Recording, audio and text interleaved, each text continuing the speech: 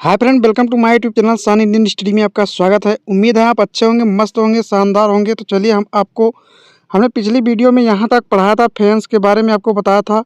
उसके बाद हमने आपको कच्चे माल की खोज के बारे में सब कुछ बताया था। तो चलिए आज हम आपको यहाँ से शुरू करते हैं, यहाँ से बताते हैं आपको कि इसमें आगे क्या हुआ था। तो अगली वीडियो में हमने आपको ऊपर जो कुछ भी दिया गया उसको बता दिया था। तो इसमें क्या कह रहा है, हड़प्पा के लोग तांबे का आयात संभवतः आज के राजस्थान से करते थे। यहाँ तक कि पश्चिमी एशियाई देश ओमान से भी तांबे का आयात किया जाता था। कांसा बनाने के लिए तांबे के साथ मिलाई जाने वाली धातु टिन का आयात आधुनिक ईरान और अफगानिस्तान से किया जाता था। सोने का आयात आधुनिक कर्नाटक और बहुमूल्य पत्थर का आयात गुजरात, ईरान और अफगानिस्तान से किया जाता था। आगे आपका क्या कह रहा है कि चीज़ों को एक जगह से दूसरी जगह कैसे ले जाया जाता था। इन चित्रों को देखो, एक खिलौना है और दूसरी एक मुहर।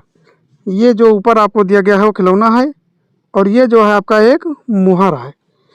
क्या तुम बता सकते हो कि हड़प्पा के लोग यातायात के लिए किन साधनों का प्रयोग करते थे।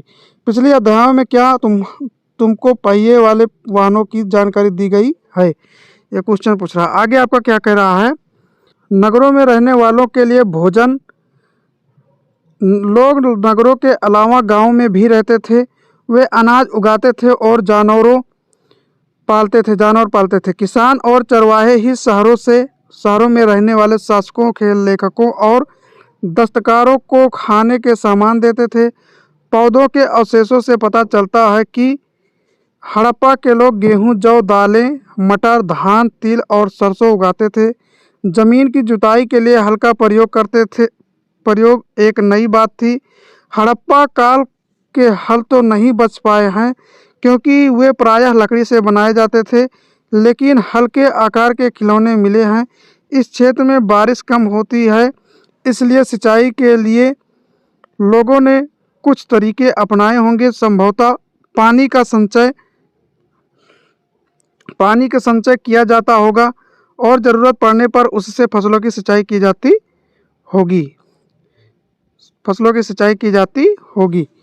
बच्चों का खिलौना हल। आज हल चलाने वाले ज़्यादातर किसान पुरुष होते हैं।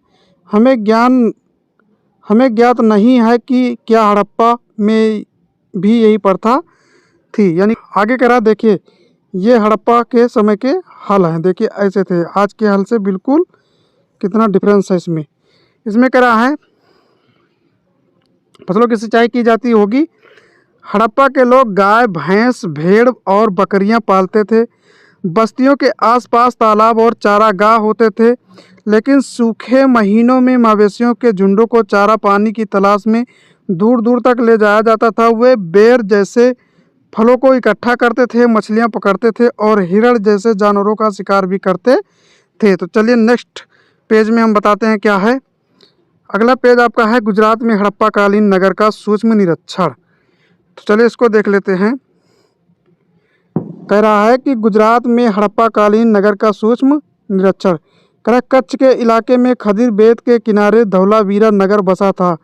वहाँ साफ पानी मिलता था और ज़मीन उपजाऊ थी। जहाँ हड़प्पा सभ्यता के कई नगर दो भागों में विभक्त थे, वहीं धौलावीरा नगर को 3 भागों में बांटा गया था। धौलावीरा को कितने 3 भागों में बांटा गया था। इसके हर हिस्से के चारों ओर पत्थर की ऊंची ऊंची दीवार बनाई गई थी। इसके अंदर जाने के लिए बड़े बड़े प्रवेश द्वार थे। इस नगर में एक खुला मैदान भी था जहां सार्वजनिक कार्यक्रम आयोजित किए जाते थे। यहाँ मिले कुछ अवशेषों में हड़प्पा लिपि के बड़े बड़े अक्षरों को पत्थरों में खुदा पाया गया है। इन अभिलेखों को संभवतः लकड़ी में जड़ा गया था।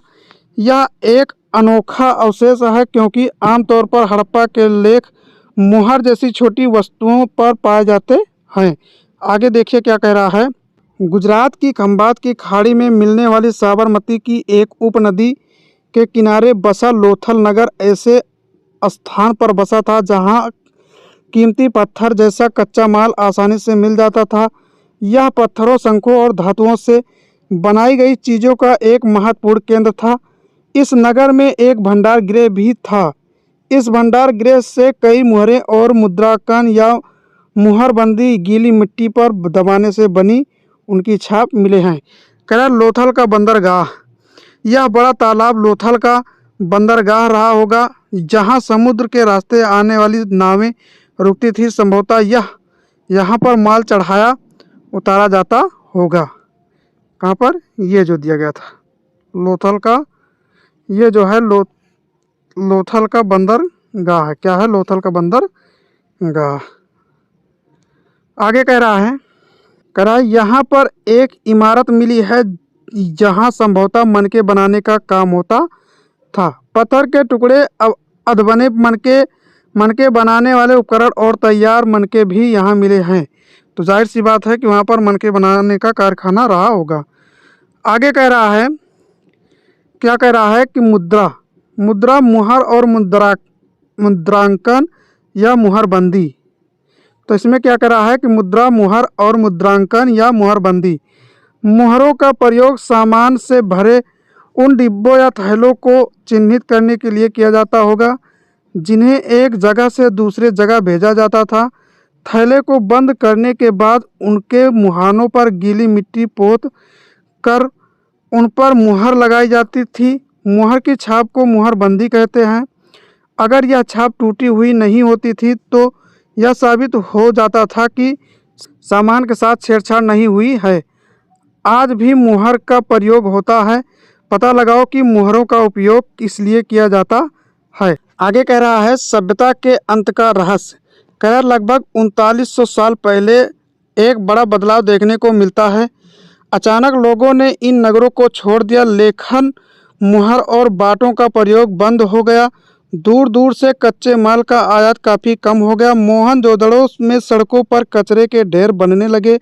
जल निकास प्रणाली नष्ट हो गई और सड़कों पर ही झुग्गी नुमा घर बनाए जाने लगे। यह सब क्यों हुआ कुछ पता नहीं। कुछ विद्वानों का कहना है कि नदियाँ सूख गई थी। अन्य का कहना है कि जंगलों का विनाश हो गया था। इसका कारण ये हो सकता है कि ईंट पकाने के लिए ईंधन की ज़रूरत पड़ती थी। इसके अलावा मवेशियों के बड़े बड़े झुंडों से चारागाहों और घास वाले मैदान समाप्त हो गए होंगे। कुछ इलाकों में बाढ़ आ गई, लेकिन इन कारणों से यह स्पष्ट नहीं हो पाता है कि सभी नगरों का अंत कैसे हो गया, क्योंकि बाढ़ और नदियों के सूखने का असर कुछ ही इलाकों में हुआ होगा। ऐसा लगता है कि शासकों का नियंत्रण समाप्त हो गया। जो भी हुआ हो, परिवर्तन का असर बिल्कुल साफ दिखाई देता है। आधुनिक पाकिस्तान क्या कह रहा है कि सिंध और पंजाब की बस्तियां उजड़ गई थी। कई लोग पूर्व और दक्षिण के इलाकों में नई और छोटी बस्तियों में जाकर बस गए।